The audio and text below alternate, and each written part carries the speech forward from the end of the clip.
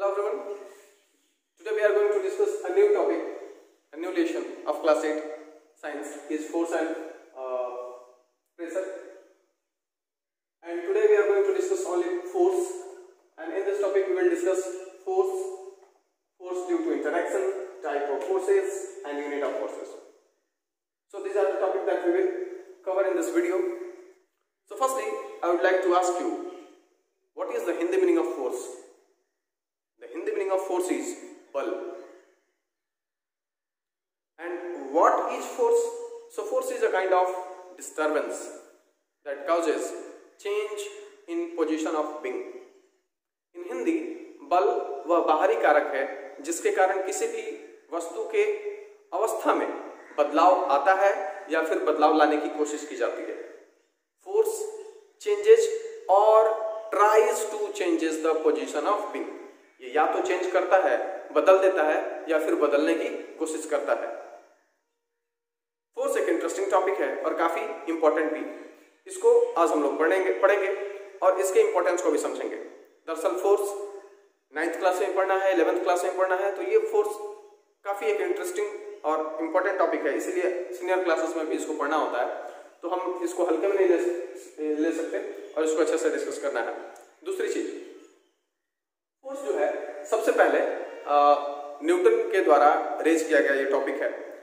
Newton physics के बहुत बड़े साइंटिस्ट माने जाते हैं, तो उन्होंने सबसे पहले फोर्स जैसा कोई टॉपिक डिस्कस किया था और इसीलिए उनके सम्मान में फोर्स को मापने के लिए जो यूनिट बनाया गया है वो क्या है?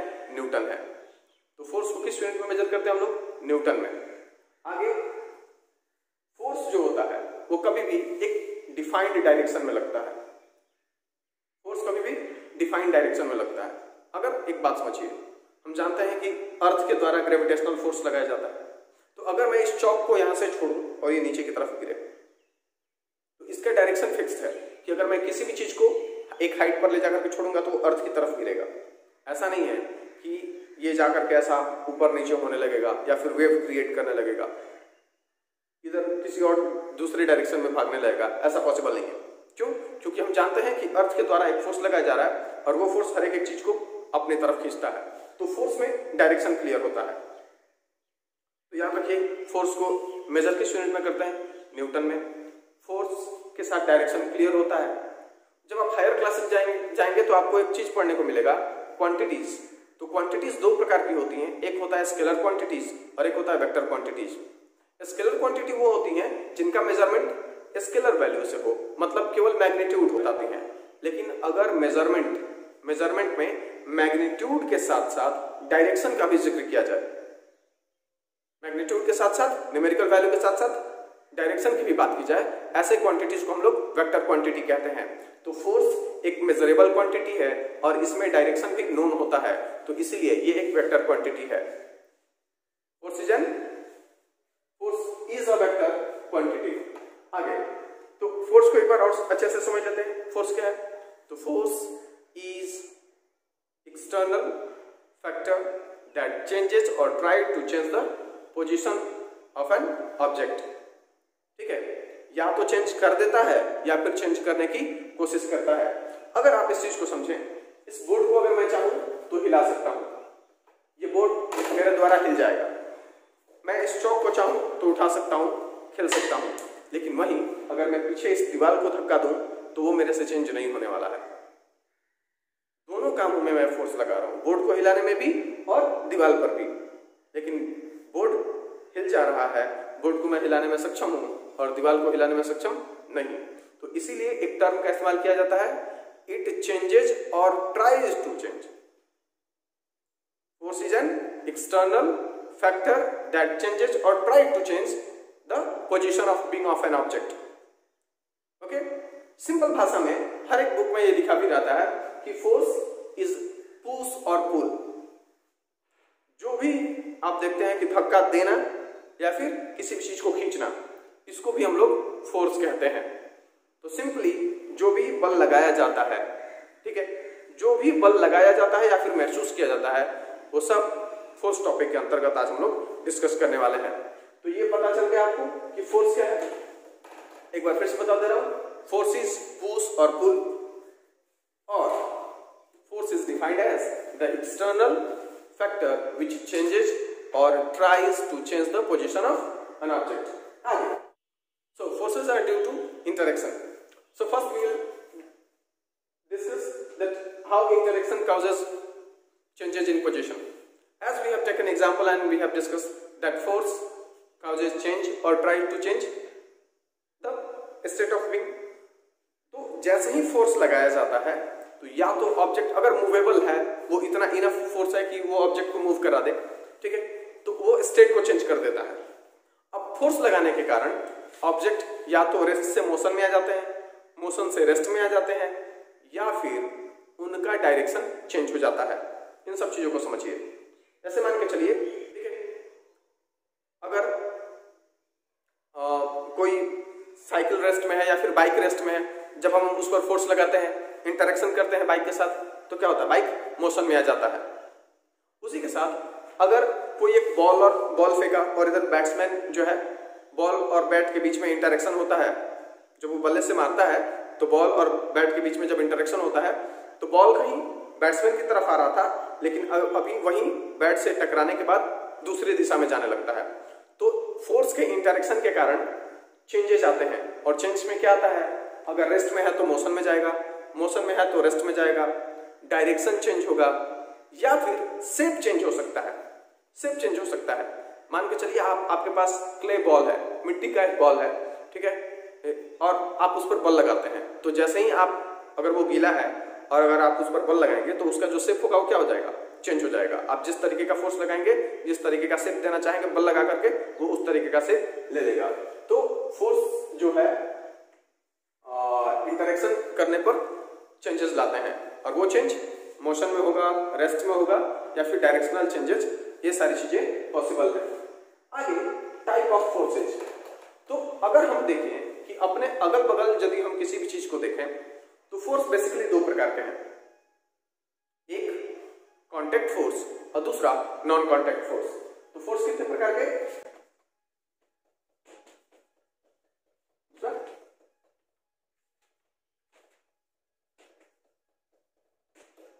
कांटेक्ट फोर्स और non contact force. Contact force में क्या होता है, दो ऑब्जेक्ट जिनके बीच में फोर्स लग रहा है, और ये बिल्कुल नॉर्मल सी बात है कि एक ऑब्जेक्ट फोर्स लगा रहा होगा और दूसरा उसको महसूस कर रहा होगा, झेल रहा होगा। तो जब दोनों ऑब्जेक्ट एक दूसरे के कांटेक्ट में रहते हैं, सटे हुए होते हैं, तो इसी को हम लोग क्या बोलते हैं, कांटेक्ट फोर्स, जब वो दोनों एक दूसरे के कांटेक्ट में हो। इसका एग्जांपल क्या है, इसका एग्जांपल है मस्कुलर फोर्स। इसका एग्जांपल है मस्कुलर फोर्स। जैसे हम हाथ से पकड़ के किसी भी चीज को उठाते हैं, बाल्टी नीचे पड़ा हुआ है, हम हाथ से पकड़ कर उठा रहे हैं, तो क्या है, मस्कुलर फोर्स है, और इसमें कांटेक्ट हो रहा है। आगे नॉन कांटेक्ट फोर्स। तो नॉन कांटेक्ट फोर्स वो फोर्स है जिसके अंतर्गत बिना किसी कांटेक्ट, बिना किसी भी प्रकार के कांटेक्ट के चीजें एक दूसरे की तरफ खींची आए। जैसे आपको पता है सूरज और अर्थ, सन और अर्थ के बीच में ग्रेविटेशनल फोर्स लगता है, जो कि अर्थ को एक फिक्स्ड ऑर्बिट में बांधे हुए है। ये चौक है, ये जब भी गिर रहा है तो अर्थ की तरफ जा रहा है, अर्थ के पास भी अपना ग्रेविटेशनल फोर्स है। तो बिना देखे, बिना किसी पर्टिकुलर कांटेक्ट के हर एक चीज को ये सारे फोर्सेज अपनी तरफ खींचते हैं। मैग्नेट्स यदि अपोजिट पोल है हो तो वो एक दूसरे को अट्रैक्ट करेंगे, लेकिन सेम पोल हो तो वो रिपेल करेंगे। और वो साफ साफ देखने को मिलता है कि जैसे जैसे उस मैग्नेट को हम उसके तरफ लेके जाते हैं तो दूसरा मैग्नेट दूर भागता है। तो फोर्सेज जो होते हैं वो दो प्रकार से होते हैं, पहला कांटेक्ट फोर्स और दूसरा नॉन कांटेक्ट फोर्स। तो चलिए काइंड्स ऑफ फोर्सेज को हम लोग बढ़िया से समझते हैं। So moving towards our next topic, we will discuss the contact force and non-contact force. Actually, we have discussed. Now we will discuss in more detail. So, what is contact force? The kind of force that interact between two bodies when they are physically in contact. The kind of force that acts between the two bodies when they are in physically contact. Like if I am pushing a car, my hand and the car will be in contact. Okay. If a motor is being rotated by generator, So both are in contact. So such kind of forces are called contact force. When two objects या two bodies are in contact, okay, then the kind of force is called contact force. But what is non-contact force? So a kind of force that is applied without being in actual contact.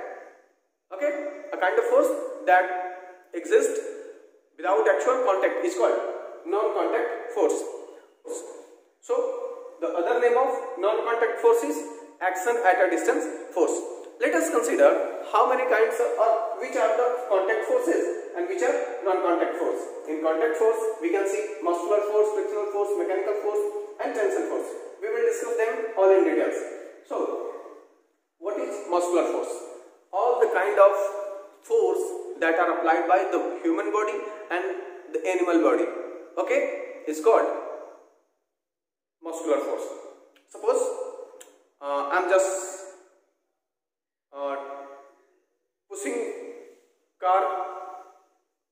So this kind of force, the kind of force that is pushing a car is being applied by my muscle. So it is muscular force. If an elephant is pulling cart, it means elephant is applying its muscular force to pull the cart. So all these kinds of forces are called muscular force.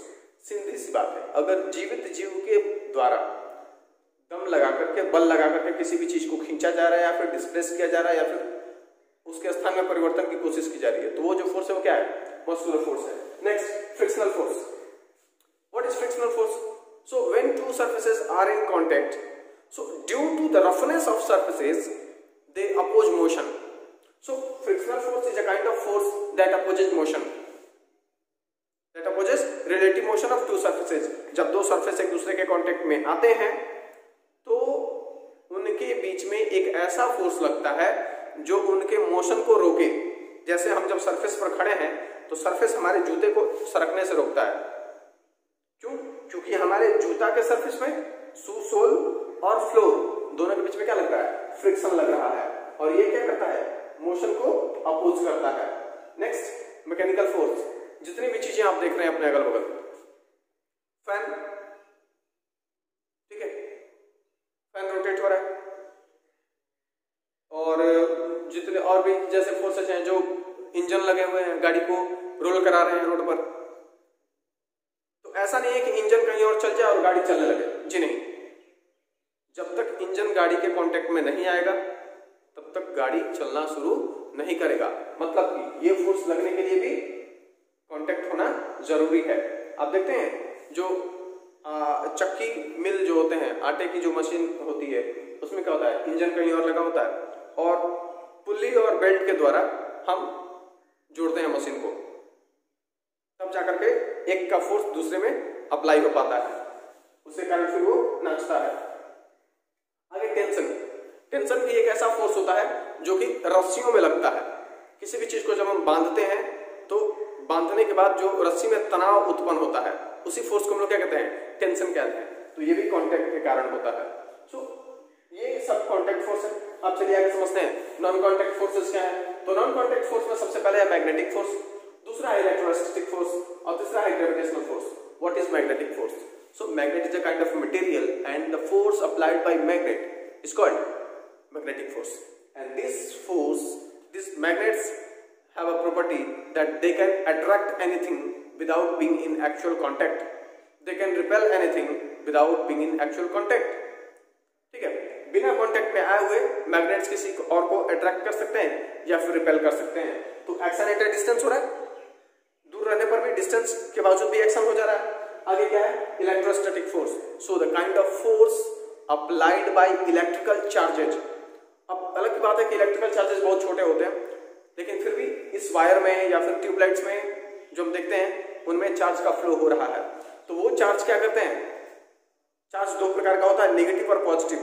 तो negative charge और positive charge attract करते हैं. Same charges repel each other and opposite charges attract one another. So अब यहां पर भी force है. तो ये क्या है? वो पॉजिटिव और नेगेटिव नेचर के कारण होता है और वो बिना कांटेक्ट में आए ही एक दूसरे को अट्रैक्ट और रिपेल करने लगते हैं. तो ये भी नॉन कॉन्टैक्ट फोर्स है. So the kind of force acting between two charges या फिर two charged bodies is called electrostatic force. Next, what is gravitational force? So the kind of force experienced by two objects having some mass. दुनिया में और पूरे सृष्टि में जितने भी object हैं, अगर उनमें कोई मास है तो वो दूसरे मास वाले ऑब्जेक्ट को अपनी तरफ खींचता है या फिर खींचने का प्रयास करता है.